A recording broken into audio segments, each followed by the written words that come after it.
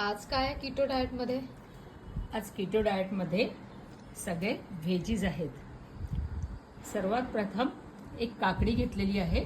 त्या काकडीला आपण आतमधनं पूर्ण रिकामं केलेलं आहे, त्यातल्या बिया काढून टाकलेल्या आहेत आणि काकडीचा मोठा पीस घेतलाय. त्यानंतर पालकाचे 2 मोठी पानं घेतलेली आहेत, त्याला स्वच्छ धुवून घेतलं आहे मिठाच्या पाण्याने आणि नंतर त्यावर चिली पनीर ठेवलं गेलेलं आहे. आणि हे चिली पनीर आम्ही जे केलेलं आहे त्यात जो मसाला वापरलेला आहे तो मसाला सुद्धा कीटो करता जो तयार करून ठेवला आहे तेच फ्लोर आम्ही ह्याला वापरलेला आहे. आणि त्यात ॲडिशनल सोया सॉस घातलेला आहे, चिली पनीर सॉस घातलेला आहे.